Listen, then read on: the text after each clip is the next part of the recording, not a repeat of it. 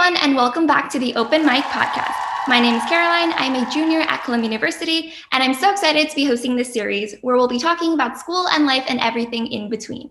Each episode will feature a new topic and a different guest. And today, I'm so excited to be introducing my good friend, Maryam Hassan. Hi, everybody. My name is Maryam Hassan. I am a Columbia College graduate in the class of 2020. Where I majored in Middle Eastern Studies and Anthropology. I've been very fortunate to spend my 4 years at Columbia doing a lot of things, including being a member of the track and field program as a long and triple jumper. And in my last 2 years, I was lucky enough to be elected captain by my peers. Nice. Yeah. And Maryam and I know each other from NSOP, so the new student orientation program. I was an orientation leader, and then Maryam was like the captain that she is. She was our crew captain, which is basically like OLs or orientation leaders take care or like mentor the new students, and then crew captains kind of mentor the orientation leaders. I love that you mentioned it as mentors. I always thought of it as OLs for the OLs. True. That's fun. That's a good way to put it. Yeah. And so I think, did you do NSOP? Were you an OL for all 4 years? Yeah. So I was an orientation leader sophomore year, and then junior, senior year, I was crew captain. Right. Yes. Because you can't be an OL your freshman year because you're a freshman. But yeah, awesome.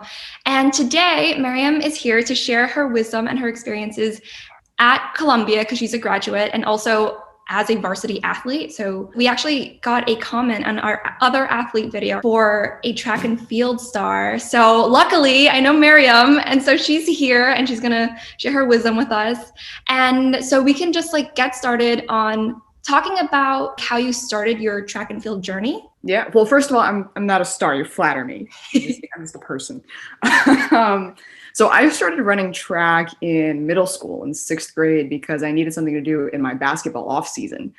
And I was not good as a middle schooler. I was just not good. I was very uncoordinated, but I was having fun. And when I got to high school, I started running track in the spring season, and against all odds, at least in my head, it ended up being a really successful season. I was very, very, very lucky. My sophomore year came around and my coach put me in cross country so that I could, and I quote, prep for the 400-meter race in the spring. About 2 weeks into preseason, he said, I think you'll make the varsity team. 3 weeks into the season, I did, after collapsing over the line of a very difficult race. But I ended up having a very successful cross country season. The team had the most successful cross country season in program history. And we just kept going from there. When I started in high school, I was a high jumper. I ran the 200, I long jumped, and I was supposed to run the open 4, but then about halfway through the meet, waiting for the high jump, coach comes over and says, oh, by the way, you're going to run the relay instead. So I ran the relay. I ran that for 4 years. High school track, I was kind of a jack of all trades, if you will. I ran the 200, the 400, the 800, the 4x4, the 4x8, the long jump, the triple jump. Mind you can only do 4 events in a meet. So there was some combination of events at any given point. Wow, that's amazing. Yeah. So when I got to the tail end of high school, I knew that I wanted to run track in college around my junior year. I made a decision in my sophomore year to commit full time to track and try and be the best that I could be in that. Mm-hmm. Junior year, I started getting letters, and summer after junior year, before senior year, I started emailing coaches, and my senior quote at graduation was, the only reason I emailed the coach at Columbia was to prove to my dad that I couldn't get in. My dad never lets that go. Anytime I tell him I can't do something, he's like, remember when you said you couldn't get into Columbia? The best example for your future. Exactly. So ending up at Columbia was honestly the best decision I made in a very long time. I'm very, very lucky for everything that I was able to do, but yeah, so that's how I got started in track. That's so cool that, you started in your off season, to find something to do outside of basketball. Were you like a really, really sporty, did you do a lot of sports when you were young? I'd say that I was involved in a handful of sports. I would not say that I was good at any of them. I was just tall. Yeah. Okay, awesome. And then you kind of narrowed down, or I guess you found what you really like. Track ended up becoming my passion, and so the end of my sophomore year, my 16th birthday, this was the gift from my parents, is a Hermes foot, which is the universal symbol for track and field, and I've been wearing it ever since. It's been very near and dear to my heart because my sophomore year, I made the decision to step away from basketball, and it was a really painful decision because it rubbed a few people the wrong way. And I knew that I had to do what was best for me. So I spent the entire winter training by myself. so that I could be the best that I could be. And I came back in the first meet of my outdoor season and set a personal best by 9 inches in the triple jump, in my first jump. So I'd say it worked out. I ended up competing in college, and now I'm taking my 5th year at Rice University in Houston, Texas. So when I look back on it fondly. I'm a big believer in through adversity comes strength. And, the reason I made that switch was I sprained my ankle. And that was kind of the catalyst that allowed me to realize, okay, if I really want to be good at this, I need to pour my heart and soul into it. I mean, a lot of injuries must come with being an athlete, right? Like, how do you deal with that and like the recovery process? So I've had a sizable handful of injuries.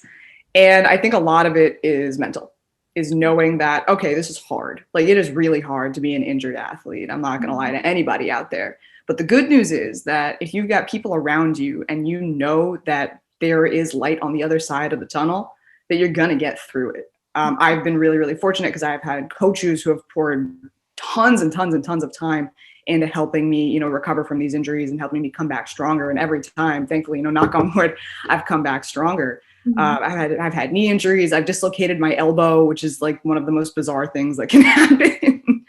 But every time, we knew that I knew at least that if I wanted to be good, then I had to make it work. I'm like, all right, it's a setback. It's a temporary setback. We're going to find a way of addressing the issue, and we're going to just keep moving forward. Nice. Yeah. How did you also decide how to specialize? Is it called like specializing within track and field, like doing your certain event? Yeah, so it's what's your event, right? So when you are a freshman in high school, usually your coaches kind of play event roulette and they start throwing you in things they think you might be good at. So my first couple of practices in high school, they thought I was going to be good at the high hurdles, in the 100-meter hurdles, the high jump, and the long jump and the 400. I think those were the 4 that they wanted me to do. Mm-hmm. I never ran a hurdle race.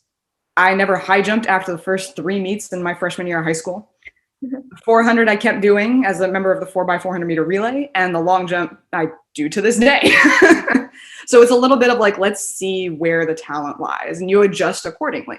A lot of it is also, how much can a kid handle? When you're in high school, you're 14 to 18, you're still developing in every which possible way. Mm-hmm. So my coaches really just threw me into a bunch of stuff to see what could I score and what could I do well in. And throughout my freshman year, I kept scoring in the long jump and the triple jump. I scored as a member of the relay. I've been really lucky to run on a lot of really good relays for my high school program. And that was that. That's how they threw me. They just kind of kept throwing me into things to see what I'd be good at. At one point, I tried the javelin, like the long spear. Oh gosh, yeah. I was curious. I never how do you like do that event? Like I always see people just throwing. I just assume it's like throwing, but I know it's a lot more than that. So the way they describe the javelin is it's like there's a muscle in your arm from your pec through your bicep that you basically stretch back like a rubber band. Uh-huh. And when you throw the javelin, it's a running start that's kind of sideways, and they describe it as throwing it like a soccer ball because it comes over your head like a slingshot. Oh, interesting. Yeah. That looks like a hard event. I mean, all of them look difficult. Strong. And how did you, I guess, like you said that you applied or you like emailed the coaches at Columbia because you thought you weren't going to get in, but how did you choose which schools to try for, and how did that recruitment season look like for you? Yeah, so recruiting for college track usually starts towards the end of your junior year, especially because that's just when the outdoor season is going on. That's around the time that state championships are, national championships are. I started getting emails around that time from a handful of coaches, and I knew that even without track, I wanted to be in an academically challenging school. Athletically, I wanted to be in a Division I program, and that left basically a handful of conferences. I looked at the ACC, the NESCAC, but the NESCAC is Division III, although academically it is very, very strong. The Ivy League, and there was one more, I think Pac-12. There were a couple schools in the Pac-12 that I was looking at. Now, the moral of the story is that I was not actually that good coming out of high school. So I emailed a handful of coaches, like I think I emailed like 20 or 30 coaches over the course of the summer between my junior and senior year, because it's one of those things where like you got to sow seeds in a lot of places, knock on as many doors as possible. Both my parents are Egyptian immigrants. And for my dad, Harvard and Columbia, those were the 2 top schools that he could think of, and he wanted the best for his daughter, of course. So I emailed the coaches, and Harvard was Just not, it was a no-go for me.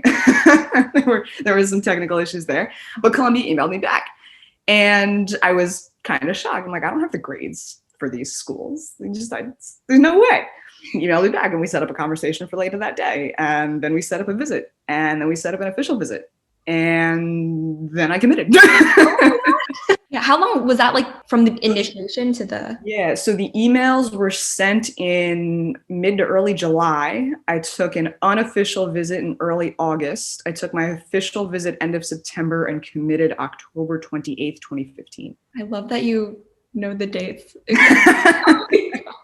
Wow, that's amazing. Did that take like a load of stress off your shoulders afterwards? Yeah, the moment I said, yeah, I'm gonna come to Columbia, because I had once I submitted my application, I had to submit one college application with that recruiting process.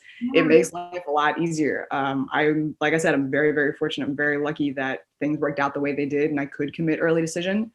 That, you know, the rest of my senior year was pretty smooth sailing from a college perspective. Comparing college track and field now to high school, how big of a difference is that? Oh, tremendously, tremendously. I think you get a lot of very different personalities. It's people who are selected to be a part of that program as opposed to by nature of, you know, where you are. These are the people that are drawn to the program because, I mean, I went to a very small high school with 135 kids in my graduating class. So, you know, you get, I think we had 50 girls on the track team in total. It's everyone from every class, just whoever wants to be there.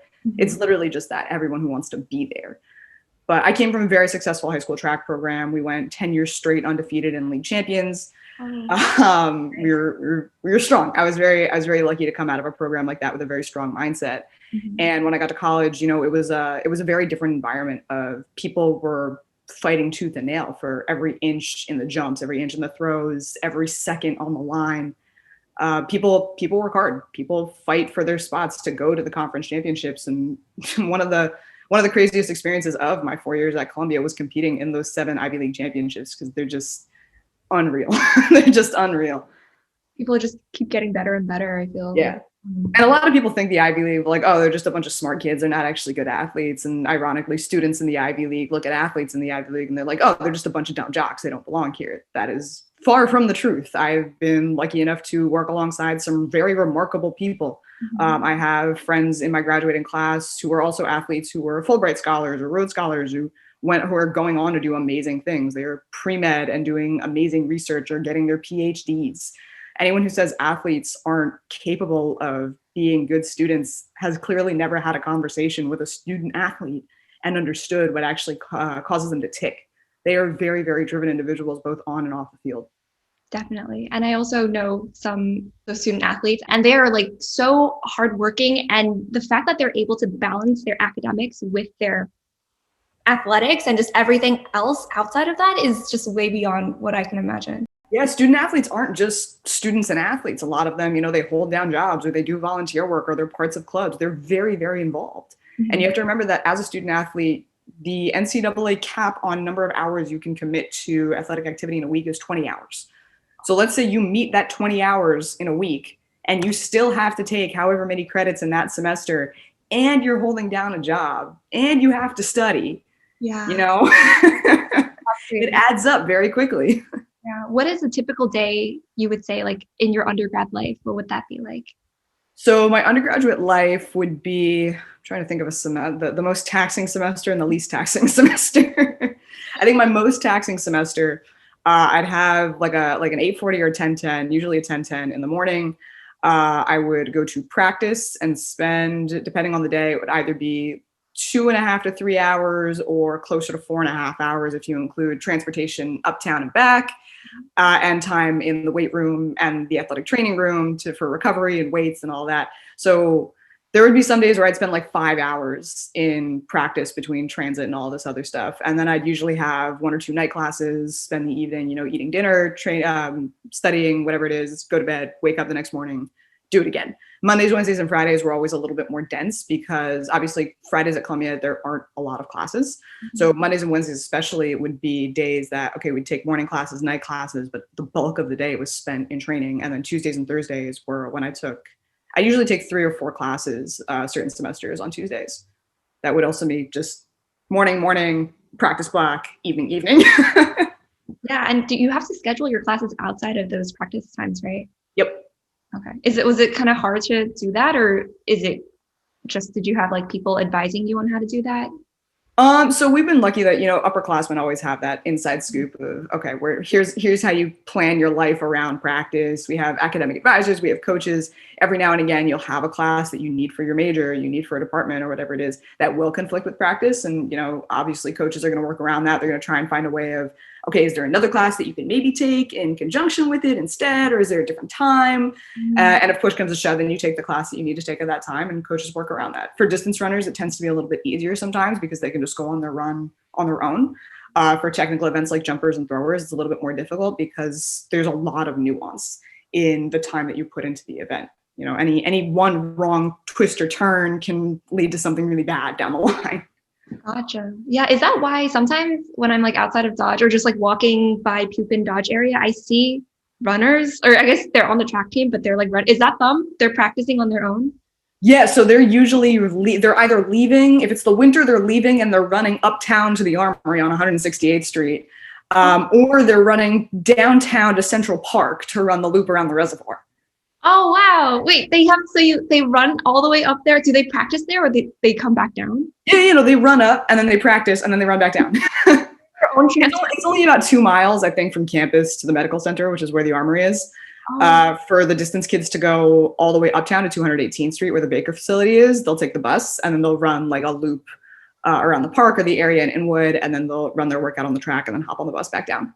They're just so funny. Is that their warm up then, or is there like? Yeah, the run up to the Armory is their warm up. How long for like distance runners? What is considered long distance? So essentially anything over the 1500 is considered long distance. Middle to like heavier distance is like 800 mile. And then the longer, like the real distance people, or the 3K runners, the 5K runners, and the 10K runners. Anything below an 800 is considered a sprint. Oh, I would not consider that a sprint for me. Oh my gosh. Neither would I. I was really, really lucky. Jesse Chapman, who was my coach at Columbia, he's now at San Diego University. Amazing coach. We spent a lot of time working on a lot of things, and it paid off. I was really lucky to go from a 38-foot triple jumper in high school to a 42-foot triple jumper in college. Feet, yeah. 38 foot to 42 feet? Yeah. Oh my gosh. Wait, that's crazy. Wait, I'm trying to do math here. Wait, is it 42 minus 38, 4 feet? So 4 feet, like yeah. Almost I'm like 5'2", so that's like wow, that's amazing.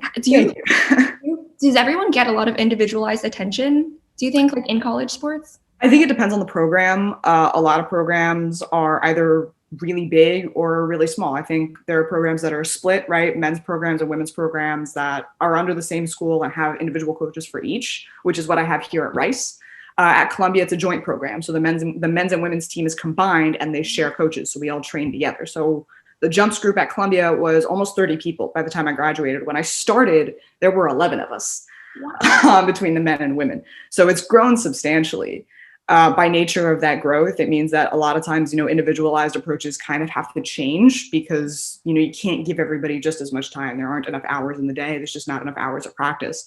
So it becomes each person has to take it upon themselves to spend time, figuring out, okay, how do I get better in their own time? If they've got time at night, going over film that they have from practice or going over film that they have from meets, and how do they improve themselves? And that was something that I actually spent a lot of time doing on my own weekends when I had the time. I'd go through video and kind of think through, all right, this is where I need to push off the board harder. This is where I need to B-skip through the step better. This is where I need to penetrate through the top of the jump.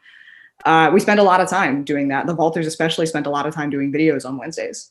Oh, wow. So it's a lot of mental work in addition to like your physical. Oh, yeah. Oh, yeah. Yeah, I didn't know that. A lot of just like mental stamina. Like how do you adapt to whatever situations you're in? Right. I didn't know that you guys like filmed and then analyzed to improve. That's really cool.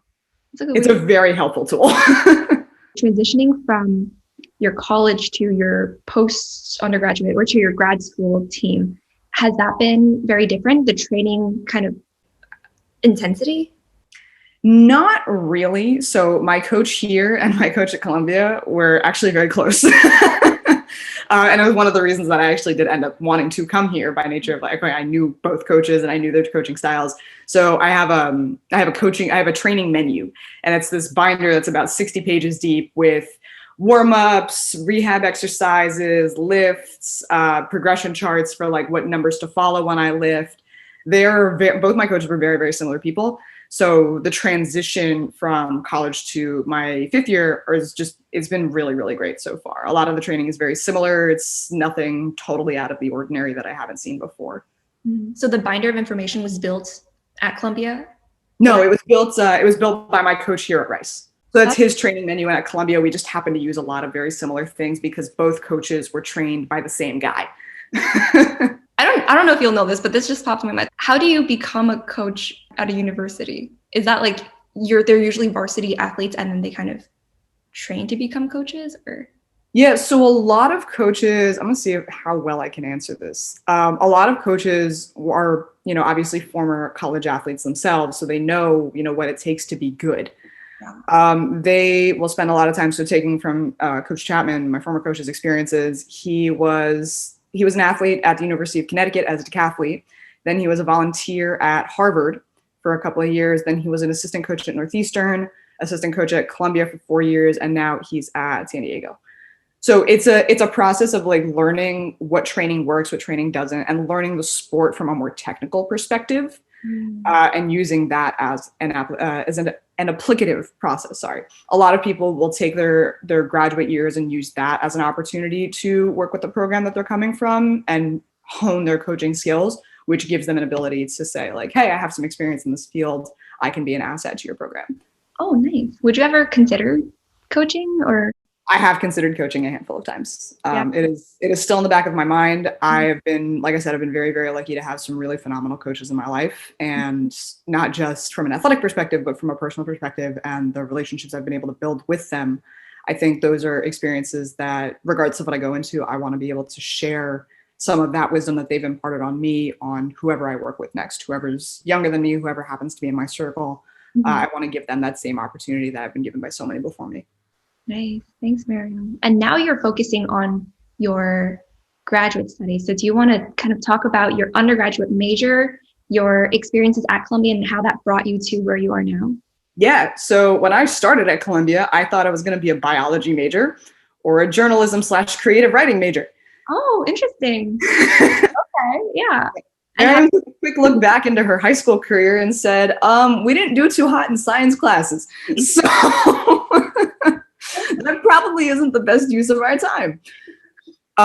Creative writing, I looked at the courses and I realized it was going to be a lot of time just writing and just writing out of whatever came into my mind. And I didn't necessarily feel comfortable doing that yet. What I did know is, growing up as a woman of color in a very small, very homogenous town, was that I wanted to embrace my culture a little bit more. So my sophomore year, I took History of the Modern Middle East with Professor Rashid Khalidi. 110% recommend. It's a wonderful class. And from there, like, I knew that was going to be the starting point of taking my Middle Eastern Studies major to the next level. So I decided to do Middle Eastern Studies for a handful of reasons. One, to connect me back with my ethnic origin, my family, my history, because, I'm a first generation American. So I wanted to connect back with that and a lot of the stories that I'd heard growing up and understand that history. The other part of it was better understanding the region so that I could actually impact change. And one of my long-term life goals is to be able to create tools and resources for Arab Americans and Muslim Americans like myself, who, might not necessarily know all that much about where they come from and their heritage, and are told by a lot of the things around them that they don't matter or that they're a problem. And Mustafa Bayoumi, who's also a Columbia alum, wrote a book called How Does It Feel to Be a Problem? And it's an anthology of four various Arab American individuals who were telling stories about what it was for them to be an Arab American.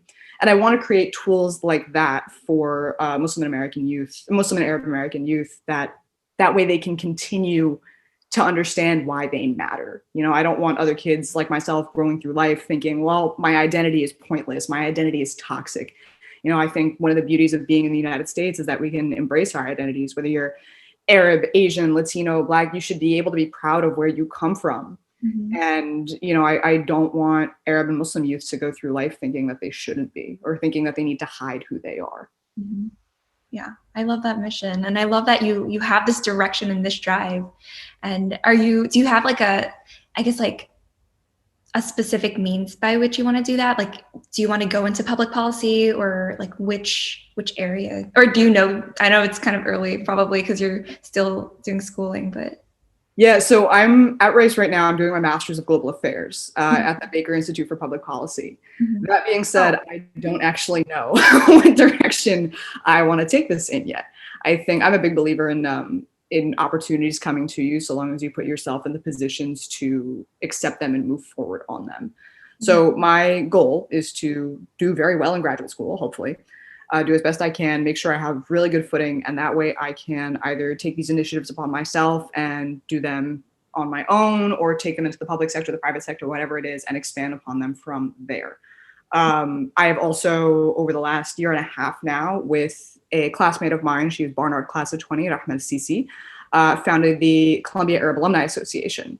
So we've been working on building Arab community through Columbia because it's sizable and we know that it's there, and we think this is a really good opportunity to connect the community across the diaspora and in the Arab world to really, bring us back to that core sense of belonging. Like, hey, you're not the only Arab around. And 𝗪𝗪𝗏, Columbia's undergraduate Arab Students Association, we want that to be involved. We want to foster that sense of connectivity through all these channels, whether it's the Columbia Mentoring Initiative, 𝗪𝗪𝗏, Arab Alumni, SIPA has a MENA regional group that they do cultural events like that.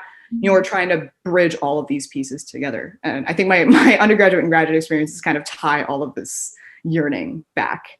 Right. I love that. And I think your personality and your just like you're always very welcoming, I feel, and just a really good leader. I've said this to you before, I think, but I think you have the personality. Yeah, for sure. And I also remember like during NSOP, this might have been like in one of our introductory emails, you mentioned that you were part of the Arab Family Tree. Yes. Right. Is that like the undergraduate version of that alumni network? So there are a couple of different pieces to the undergraduate component. There's 𝗪𝗪𝗏, which is the Arab Students Association, which my friend Rahma was a part of. And I was kind of just like a general body member by nature of being Arab on the campus in an undergrad.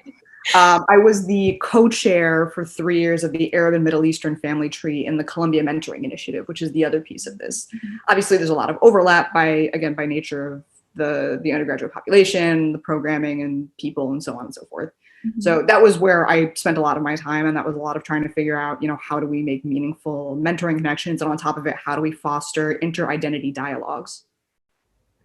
Outside of all of these experiences, what other clubs and extracurriculars were you involved in undergrad or even in grad school? So grad school, I only moved to Texas about 6 weeks ago. So I'm still getting my footing, and with the COVID situation, it's a little bit tougher because a lot of things are shut down. Undergraduate wise, I was in NSOP, as you know. I was a track representative for the Student Athlete Advisory Committee. I worked as a photographer for the athletic department, did a lot of social media strategy with them.